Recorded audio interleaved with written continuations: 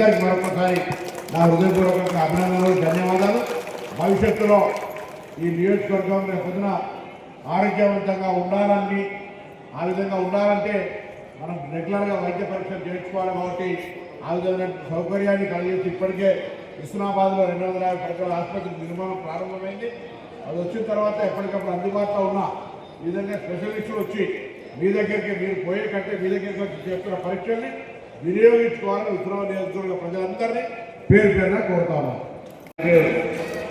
Medical కాలేజీకి సంబంధించిన మొత్తం డాక్టర్లకు, సిబ్బందికి, మేనేజ్మెంట్కి అందరికీ కూడా నమస్కారం తెలియజేస్తూ, ఈరోజు ఆర్వీఎం కాలేజ్ తోటి అక్కన్నపేటలో సిద్దిపేట ప్రభుత్వ వైద్య కళాశాల వారితో, ఇక్కడ సురభి వైద్య కళాశాలతో మెడికల్ క్యాంపుల నిర్వహణ ప్రారంభం చేయడం జరిగింది. కోహెడలో 9 మెడికల్ హెల్త్ సబ్ సెంటర్స్ ఉన్నాయి. పిహెచ్సితో కలిపి ఆ 9 సబ్ సెంటర్ల వారిగా క్యాంపు నిర్వహిస్తారు. అక్కన్నపేటలో 8 మెడికల్ సబ్ సెంటర్స్ ఉన్నాయి. అక్కడ కూడా మెడికల్ క్యాంప్స్ నిర్వహించడం జరుగుతుంది. హుస్నాబాద్ మండలంలో 5 మెడికల్ సబ్ సెంటర్స్ ఉన్నాయి పిహెచ్సికి సంబంధించి. అక్కడ ప్లస్ టౌన్లో 4 క్యాంపులుగా, ఇక్కడ ఒక 9 క్యాంపులు, అక్కడ ఒక 9, మొత్తం 3 మండలాల్లో కలిపి, టౌన్ కలిపి 30 పైన మెడికల్ క్యాంపులు ఈ పండుగల తర్వాత వారం రోజులకు ఒకటి చొప్పున నిర్వహించడం జరుగుతుంది. కొంత సమయం సండేనో 15 కొత్త స్పెషలైజేషన్ గ్రామాల్లో స్కూళ్ళు స్టార్ట్ అయినాక స్కూళ్ళకు సంబంధించినటువంటి వ్యవహారం, మహిళలకు సంబంధించినటువంటి గర్భకోశ, అదే తర్వాత మన క్యాన్సర్ సంబంధించి ఇతరత్ర వాటికి సంబంధించి ఈ విధంగా కొన్ని పరీక్షలు చేసే ఉద్దేశంతో ప్రభుత్వం పక్షాన 7 మండలాలకు 7 కళాశాలలను కేటాయించి హుస్నాబాద్ నియోజకవర్గం ఆరోగ్యవంతంగా ఉండాలనే ఆలోచనతో ఈ క్యాంపుల నిర్వహణ కొనసాగుతోంది. గౌరవ 3 జిల్లా కలెక్టర్లు వాళ్ళ పరిధిలో ఈ మెడికల్ క్యాంపుల నిర్వహణ కార్యక్రమాన్ని కొనసాగిస్తూ ఉన్నారు. తప్పకుండా నేను మెడికల్ కాలేజ్ యాజమాన్యాన్ని కూడా కోరినాను. ఇది ఒకరోజు కొరకు జరిగేది కాదు. ఈ మండలము, టౌన్ దత్తత ఆప్షన్ మీది.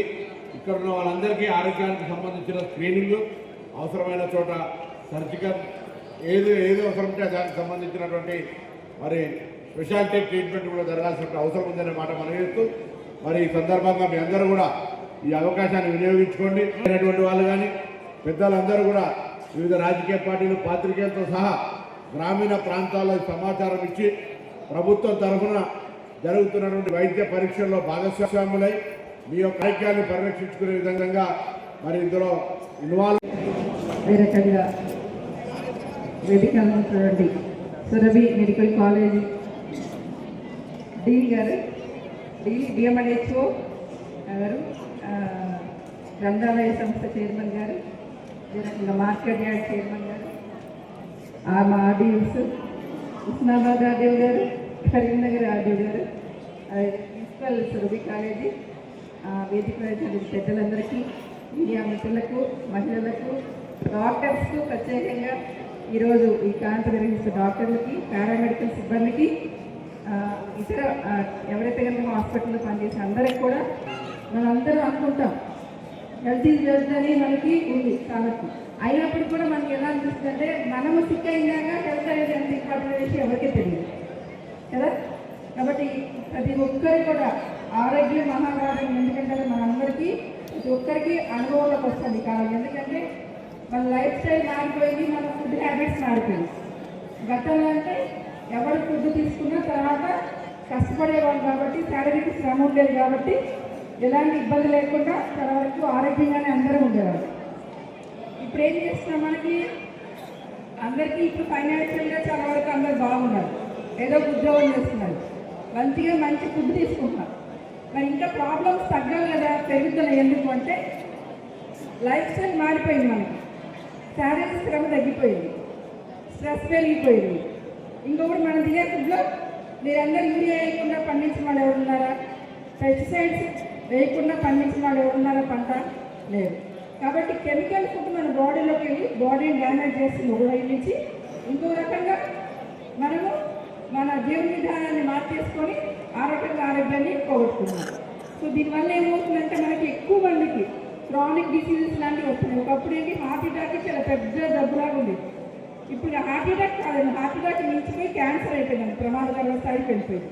ఎందుకంటే ఒకటి మన లైఫ్ స్టైల్ చేంజ్ అయిపోయింది, మన ఫుడ్ హ్యాబిట్స్ చేంజ్ అయిపోయింది. ఇంకోటి మనం ఏ పంట పండించినా కూడా యూరియా కావాలి, లేకపోతే గొడవ పెట్టేస్తారు. వెళ్ళి ఆ యూరియా స్ప్రెడ్ చేస్తారు, వాళ్ళు వెళ్ళి అప్లై చేస్తారు. అది యూరియా బాగా గ్రీన్ కలర్ ఉంటే చాలా గొప్పగా అనుకుంటారు. కానీ ఆ గ్రీన్ వెనుక ఎంత ప్రమాదకరమైన స్థాయి అంటే గాలి పొల్యూట్ అయిపోతుంది, ఎయిర్ పొల్యూట్ అయిపోతుంది, వాటర్ పొల్యూట్ అయిపోతుంది, మొత్తం వాతావరణం మొత్తం పొల్యూట్ అయిపోతుంది.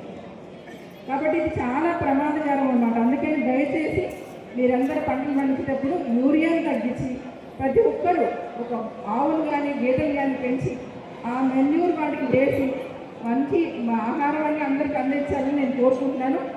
సరే, ఇది నడుస్తూ ఉంటుంది ఇంకో రకంగా.